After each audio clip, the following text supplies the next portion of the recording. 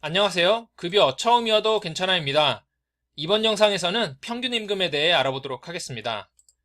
평균임금에 관한 내용은 평균임금의 개념, 평균임금 계산 방법, 평균임금의 적용 순으로 알아보겠습니다. 신규 발령을 받은 지 얼마 지나지 않은 어느 날 열심히 일을 하고 있는데 지원청으로부터 공문이 하나 내려왔습니다. 퇴직급여 충당 부채액을 작성해서 제출하라고 하네요. 퇴직금은 어떻게 계산하는 거지? 충당 부채액? 그건 또 뭐야? 난생 처음 듣는 말인데. 일단 확인은 해야겠지만 그게 뭔지, 어떻게 계산해야 하는 건지 알 수가 없습니다. 가장 먼저 뭘 해야 할지 몰라 옆에 계신 계장님께 어떻게 해야 하냐고 물었더니 일단 평균임금부터 계산하라고 하네요. 평균임금이요? 그게 뭐예요? 그럼 평균임금이 뭔지부터 알아야겠죠? 평균임금에서 임금은 근로의 대가로 지급하는 겁니다. 근로기준법 제2조 제1항 제5호에서 임금을 정의하고 있는데요. 임금이란 사용자가 근로의 대가로 근로자에게 임금, 봉급, 그 밖에 어떠한 명칭으로든지 지급하는 모든 금품을 말합니다. 그럼 평균이라는 것은 무슨 뜻일까요? 우리가 알고 있는 그 평균값입니다. 그럼 대략 근로의 대가로 근로자에게 지급하는 임금 총액의 평균값인가 보다 라고 생각할 수 있을 겁니다. 그럼 법령과 지침에서는 평균임금을 어떻게 정의하고 있는지 볼까요? 근로기준법 제2조 제1항 제6호 경기도교육청 교육공무직원 임금지급기준에서 평균임금을 산정하여야 할 사유가 발생한 날 이전 3개월 동안에 해당 근로자에게 지급된 임금의 총액을 그 기간의 총 일수로 나눈 금액이라고 정의하고 있습니다. 그럼 근로기준법과 경기도교육청 교육공무직원 임금지급기준에서 정의한 대로 평균임금을 계산해 볼까요? 산정하여야 할 사유가 발생한 날 이전 3개월 동안 해당 근로자에게 지급한 임금을 다 더해서 사유가 발생한 날 이전 3개월간의 총 일수로 나누면 되니까 무척 간단하네요. 그런데 실제로 계산 방법대로 계산하려다 보면 무척 간단해 보이는 저 말이 상당히 어려워집니다. 사유 발생일은 언제지? 사유 발생일 이전 3개월은 언제부터 언제까지지? 사유 발생일 이전 3개월간의 임금 총액은 근로자에게 지급한 임금을 전부 다 더하면 되는 건가? 라는 생각이 드실 겁니다. 그래서 사유 발생일 이전 3개월간의 총 일수, 사유 발생일 이전 3개월간의 임금 총액에 대해 자세히 확인해 가면서 평균임금 계산 방법에 대해 알아보도록 하겠습니다. 사유 발생일은 평균임금을 산출하여 지급해야 하는 사유가 발생한 날입니다.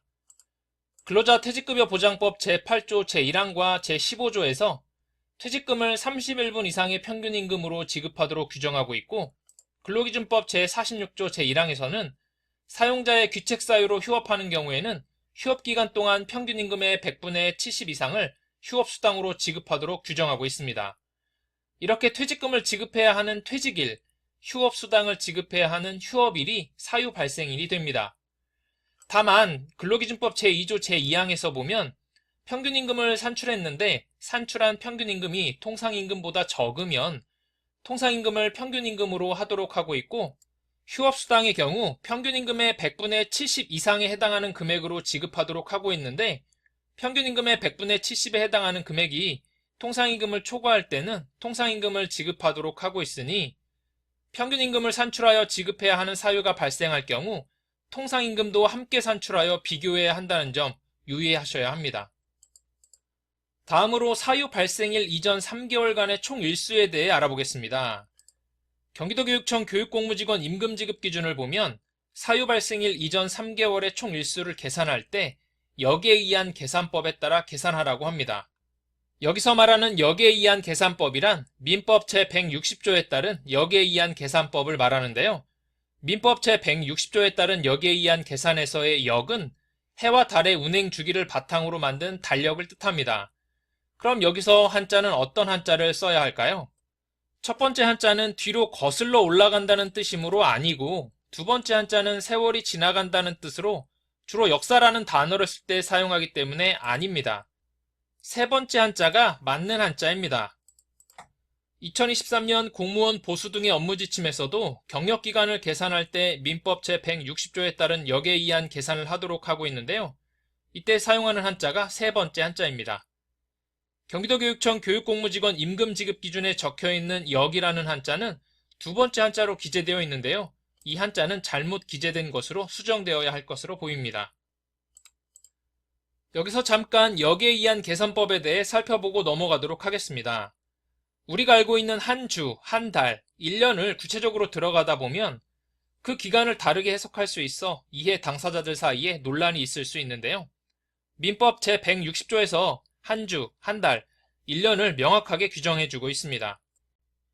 민법 제160조의 내용을 보면 첫 번째로 제1항에서 보시는 바와 같이 주, 월 또는 연은 달력에 의해 계산합니다. 주, 월 또는 연의 기간을 달력에서 보는 그대로 계산한다는 겁니다. 예를 들어 기산일이 일요일이라면 한 주의 만료일은 토요일이 됩니다. 여기서 기산이란 계산을 시작하는 것을 뜻하고요. 만료는 기한이 다 차서 끝난다는 뜻입니다. 그러니까 기산일은 셈을 시작하는 날이 되겠고요. 만료일은 기한이 끝나는 날이 되겠네요. 그리고 기산일이 2023년 1월 1일이라면 한 달이라는 기간의 만료일은 2023년 1월 31일이 되는 것이고요. 2023년 1월 1일을 기산일로 했을 때 1년이라는 기간의 만료일은 2023년 12월 31일이 되는 겁니다. 두 번째로 제2항에서 보시는 바와 같이 주, 월 또는 연의 처음으로부터 기간을 기산하지 않고 주, 월, 연의 중간부터 기산할 경우 그 기산일에 해당하는 날의 전일로 기간이 만료됩니다. 예를 들어 2023년 1월 9일을 기산일로 하여 한 달을 기간으로 정한다면 만료일은 2023년 2월 8일이 되는 겁니다. 기산일이 수요일인 경우 한 주의 만료일은 그 다음 주 화요일이 되는 것이고요. 2023년 1월 9일을 기산일로 하여 1년이라는 기간이 만료되는 날은 2024년 1월 8일이 되는 겁니다. 그럼 2023년 1월 31일을 기산일로 하여 한 달이 만료되는 날은 언제가 되는 걸까요? 민법 제160조 제2항에 따른다면 2023년 2월 30일이 만료일이 되어야 하는데 2월은 30일이 없죠. 그래서 민법 제160조 제3항에 예외 규정을 두어 2월 30일처럼 만료일의 전일이 없는 경우에는 말일을 기간의 만료일로 하여 2월 28일이나 2월 29일에 만료가 되도록 하였습니다. 그런데 이렇게 역에 의한 계산을 하다 보면 한 달의 일수가 달라집니다. 예를 들어 볼까요? 2023년 2월 1일부터 기산하여 한 달이 만료가 되는 날은 언제가 되는 걸까요? 그렇죠. 2023년 2월 28일이 됩니다. 그럼 한 달이 며칠이 되는 거죠? 그렇죠. 28일이 됩니다.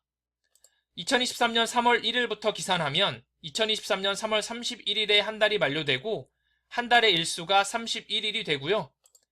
2023년 4월 1일부터 기산하면 2023년 4월 30일에 한 달이 만료되고 한 달의 일수는 30일이 됩니다. 일수는 다르지만 모두 한 달입니다. 또 이렇게 역에 의한 계산을 하다 보면 3개월의 일수도 달라지는데요. 예를 들어 사유 발생일 이전 3개월이 2023년 1월 1일부터 2023년 3월 31일까지라면 3개월의 일수는 90일이 됩니다. 사유 발생일 이전 3개월이 2023년 2월 1일부터 2023년 4월 30일까지라면 3개월의 일수는 89일이 되죠. 이렇게 사유 발생일 이전 3개월의 일수는 89일부터 92일까지 달라질 수 있습니다. 그런데 여기에서 한 가지 더 궁금증이 생깁니다. 예를 들어 2023년 6월 1일에 퇴직을 하는 경우 사유 발생일 이전 3개월은 2023년 3월 1일부터 2023년 5월 31일까지가 되는 걸까요? 아니면 2023년 3월 2일부터 2023년 6월 1일까지가 되는 걸까요? 애매하죠? 이런 애매함은 대법원 판례를 통해 해결할 수 있는데요. 사유가 발생한 날 이전 3개월을 기산하는 데 있어 사유가 발생한 날은 산입하지 않는다고 합니다. 그러니까 2023년 6월 1일에 퇴직을 하는 경우 퇴직일 이전 3개월은 2023년 3월 1일부터 2023년 5월 31일까지가 되는 겁니다. 사유 발생일 이전 3개월간의 총 일수를 계산할 때 계산에서 제외되는 기간이 있습니다. 근로기준법 시행령 제2조 제1항에 따라 사용자의 귀책 사유로 휴업한 기간, 출산 전후 휴가 기간 등 업무상 부상 또는 질병으로 요양하기 위하여 휴업한 기간, 육아휴직 기간, 적법한 쟁의 행위기간, 법정 의무 이행을 위해 휴직하거나 근로하지 못한 기간, 업무 외 부상이나 질병, 기타의 사유로 인하여 사용자의 승인을 얻어 휴업한 기간 등은 평균임금을 계산할 때 사유 발생일 이전 3개월간의 총 일수에서 제외하고 계산해야 합니다. 그리고 이렇게 평균임금 산정 기간에서 제외된 기간 동안에 지급한 임금도 제외됩니다. 또 남녀 고용평등과 일가정 양립 지원에 관한 법률 제19조의 3 제4항에서 육아기 근로시간 단축 기간을 평균임금 산정 기간에서 제외하도록 하고 있습니다. 그리고 경기도교육청 교육공무직원 임금 지급 기준에서는 제외되는 기간으로 명시하고 있지는 않지만 남녀 고용평등과 일가정 양립 지원에 관한 법률 제22조의 2 제7항에서 가족 돌봄 휴직 기간을 평균임금 산정 기간에서 제외하도록 하고 있고요. 남녀 고용평등과 일가정 양립 지원에 관한 법률 제22조의 4 제4항에서 가족 돌봄 등을 위한 근로시간 단축 기간을 평균임금 산정 기간에서 제외하도록 하고 있습니다.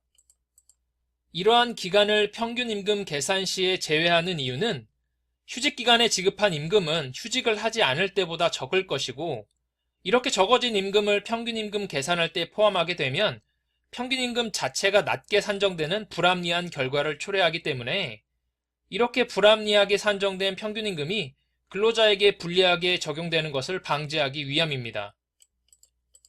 참고로 고용노동부에서는 평균임금 산정에서 제외되는 기간에 대해 사유별로 어떻게 해석하는지 살펴보도록 하겠습니다. 육아휴직을 한 경우 육아휴직 기간과 육아휴직 기간 중에 지급된 임금은 평균임금 산정 대상 기간에서 제외하고 육아휴직 직전 3개월간의 임금 총액으로 산정하도록 하고 있습니다. 휴직한 기간이 3개월을 초과할 경우에는 휴직한 첫날을 사유 발생일로 보아 첫날을 제외하고 이전 3개월을 대상으로 평균임금을 산정하도록 하고 있습니다.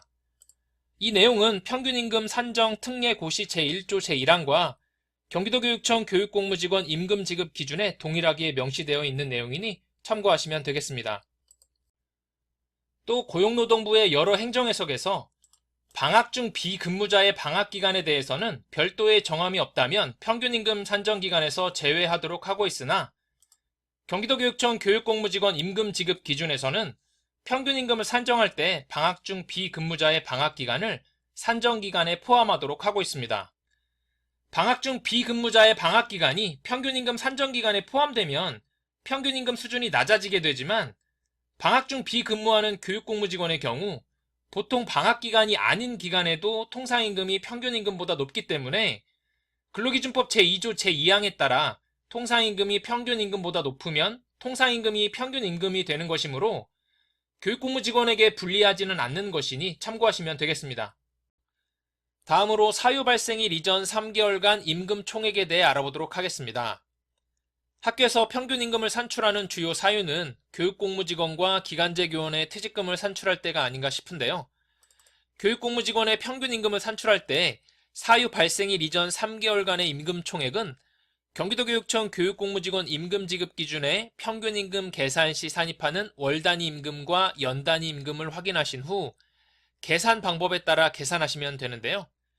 계산 방법은 사유 발생일 이전 1년간 지급한 연 단위 임금을 다 더해서 12분의 3만큼을 계산하고 그런 다음 사유 발생일 이전 3개월간 지급한 월 단위 임금을 다 더해서 3개월분의 월 단위 임금을 구한 후 두 값을 더해주면 됩니다. 기간제 교원의 평균임금을 산출할 때 사유 발생일 이전 3개월간의 임금 총액도 교육공무직원의 사유 발생일 이전 3개월간의 임금 총액을 계산하는 방법과 동일하게 월정 임금과 비월정 임금을 확인하신 후 계산 방법에 따라 계산하시면 되는데요. 계산 방법도 교육공무직원의 계산 방법과 동일하게 사유 발생일 이전 3개월간 지급한 월정 임금을 다 더해서 3개월분의 월정 임금을 구한 다음 사유 발생일 이전 1년간 지급한 비월정 임금을 다 더해서 12분의 3만큼을 계산한 후 두 값을 더해주면 됩니다.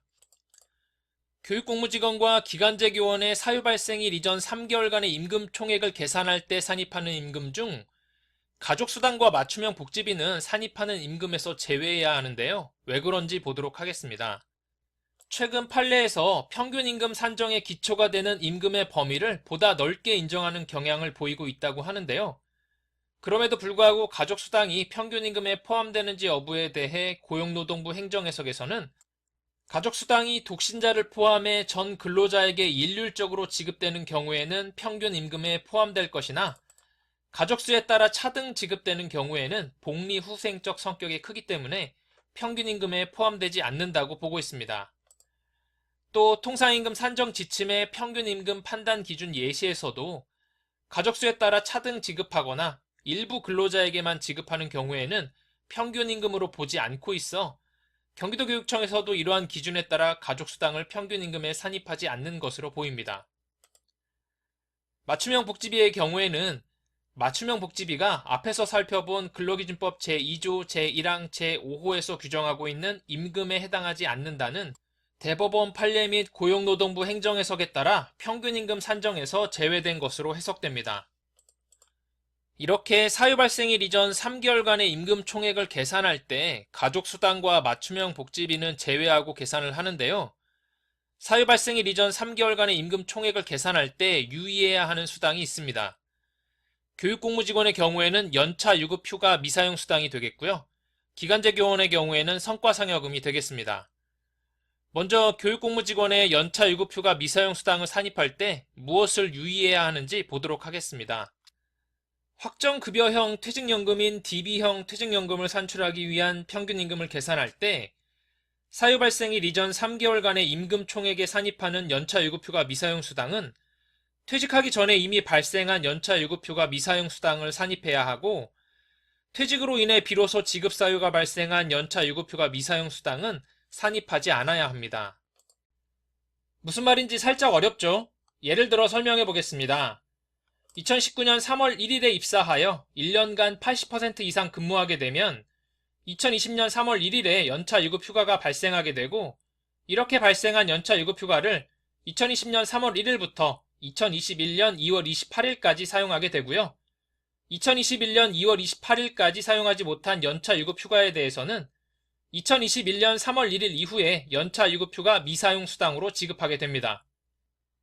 학교의 경우에는 학교 회계가 끝나는 문제가 있어서 보통 2월 28일 이전에 연차 유급휴가 미사용 수당을 지급하고 있습니다. 그럼 2021년 3월 1일에 퇴직을 한다고 가정하면 퇴직금 지급을 위한 평균임금을 계산할 때 사유 발생일 이전 3개월간의 임금 총액에 연차 유급휴가 미사용 수당을 산입할 수 있을까요? 이 경우에는 연차 유급휴가 미사용 수당을 산입할 수 없습니다. 앞에서 살펴봤듯이 사유 발생일 이전 3개월간의 임금 총액에 산입하는 연차 유급휴가 미사용 수당은 퇴직하기 전에 이미 발생한 연차 유급휴가 미사용 수당을 산입하도록 하고 있는데 2021년 3월 1일 이후에 지급하게 되는 연차 유급휴가 미사용 수당은 퇴직하기 전에 이미 발생한 연차 유급휴가 미사용 수당이 아니라고 보는 것이죠. 그럼 2022년 3월 1일에 퇴직을 한다고 가정하면 퇴직금 지급을 위한 평균임금을 계산할 때 사유 발생일 이전 3개월간의 임금 총액에 산입하는 연차 유급휴가 미사용 수당은 산입할 수 있을까요? 이때에는 이미 지급한 연차 유급휴가 미사용 수당, 그러니까 학교의 경우에는 2021년 2월 28일에 이미 지급한 연차 유급휴가 미사용 수당을 산입해야 합니다. 이러한 방식으로 연차 유급휴가 미사용 수당을 사유 발생일 이전 3개월간의 임금 총액에 산입하게 되는데요. 2023년 9월 1일에 퇴직을 한다고 가정한다면 퇴직금 지급을 위한 평균임금을 계산할 때 사유 발생일 이전 3개월간의 임금 총액에 산입하는 연차 유급휴가 미사용 수당은 2023년 9월 1일에 퇴직으로 인해 발생하는 연차 유급휴가 미사용 수당을 산입하는 것이 아니라 2023년 2월 28일에 이미 지급한 연차 유급휴가 미사용 수당을 산입해야 하는 겁니다. 기간제 교원의 성과상여금을 평균 임금에 산입할 때는 무엇에 유의해야 하는지 살펴보도록 하겠습니다. 기간제 교원에게 지급한 성과상여금을 평균임금 계산할 때 사유 발생일 이전 3개월간의 임금 총액에 산입할 때는 지난 연도와 해당 연도에 동일한 학교에서 계속 근무하면서 성과상여금을 지급받은 경우에 한하여 산입하도록 지침에 명시되어 있으니 유의하셔야겠습니다. 그럼 사례를 보면서 평균임금을 어떻게 계산하는지 살펴보도록 하겠습니다. 2023년 9월 1일에 퇴직하는 A 행정실무사님의 임금 지급 내역이 다음과 같다고 가정하고 평균임금을 계산해 보도록 하겠습니다. 먼저 평균임금 계산 방법을 다시 한번 볼까요? 평균임금은 사유 발생일 이전 3개월간의 임금 총액을 사유 발생일 이전 3개월간의 총 일수로 나누어 계산합니다. 여기서 사유 발생일 이전 3개월간의 임금 총액은 사유 발생일 이전 1년간 지급한 연단위 임금을 다 더해서 12분의 3만큼을 계산하고, 그런 다음 사유 발생일 이전 3개월간 지급한 월단위 임금을 다 더해서 3개월분의 월단위 임금을 구한 후 두 값을 더해주면 됩니다.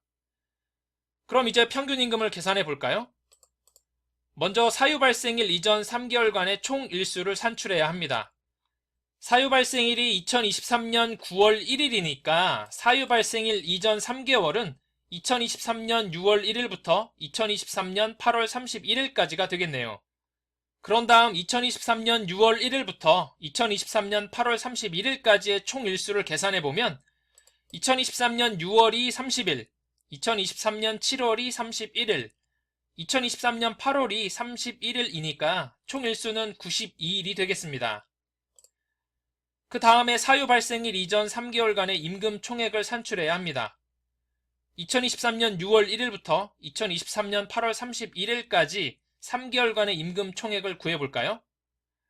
그런데 A 행정실무사님의 임금 지급 내역을 보니까 평균임금을 계산할 때 산입하지 않아야 하는 임금이 있습니다. 그렇습니다. 가족수당이죠. 가족수당은 산입하지 않습니다. 가족수당을 제외하고 표에서 보시는 바와 같이 3개월분의 월단위 임금을 모두 더해주고 연단위 임금을 모두 더해서 12분의 3만큼만 계산해 준 다음 3개월분의 월단위 임금과 3개월분의 연단위 임금을 더해주면 사유 발생일 이전 3개월간의 임금 총액이 됩니다. 여기서는 사유 발생일 이전 3개월간의 임금 총액이 834만 9천 원이 되겠네요. 이 사례에서 사유 발생일 이전 3개월간의 임금 총액을 산출할 때 산입하는 연차 유급휴가 미사용 수당은 2023년 9월 1일에 퇴직할 때 발생하는 연차 유급휴가 미사용 수당을 산입하는 것이 아니라 2023년 2월 28일에 이미 지급한 연차 유급휴가 미사용 수당을 산입해야 한다는 점 유의하셔야 합니다. 마지막으로 사유 발생일 이전 3개월간의 임금 총액을 사유 발생일 이전 3개월간의 총 일수로 나누어 계산하면 됩니다. 이렇게 계산하면 9750원이 나오는데요. 이 금액이 2023년 9월 1일에 퇴직하는 A 행정실무사님의 일일 평균임금이 되겠습니다. 평균임금을 계산한 값이 소수점 아래까지 나오게 된다면 소수점 둘째 자리 또는 셋째 자리에서 올림하는 것이 타당하다는 고용노동부 행정해석이 있었으니 참고하시면 되겠습니다.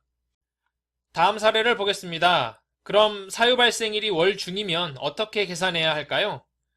2023년 8월 22일에 퇴직하는 B 행정실무사님의 임금 지급 내역이 다음과 같다고 가정하고 평균임금을 계산해 보도록 하겠습니다. 먼저 사유 발생일인 퇴직일 이전 3개월간의 총 일수를 산출해야겠죠? 퇴직일이 2023년 8월 22일이니까 사유 발생일인 퇴직일 이전 3개월은 2023년 5월 22일부터 2023년 8월 21일까지가 되겠네요. 2023년 5월 22일부터 2023년 8월 21일까지의 총 일수를 계산해보면 92일이 됩니다. 다음으로 사유 발생일인 퇴직일 이전 3개월간의 임금 총액을 산출해야 하는데요. 퇴직일 이전 3개월인 2023년 5월 22일부터 2023년 8월 21일까지의 월단위 임금을 산출할 때 5월과 8월의 임금은 해당하는 날짜만큼 일할 계산해줘야 합니다. 나머지 계산은 사례 1에서 했던 것처럼 해주시면 되겠습니다. 이렇게 계산해서 3개월분의 월단위 임금과 3개월분의 연단위 임금을 합산하면 사유 발생일 이전 3개월간의 임금 총액이 되는데요. 여기서는 사유 발생일 이전 3개월간의 임금 총액이 826만 9천 원이 되겠네요. 마지막으로 사유 발생일인 퇴직일 이전 3개월간의 임금 총액을 사유 발생일인 퇴직일 이전 3개월간의 총 일수로 나누면 일일 평균임금이 되는데요.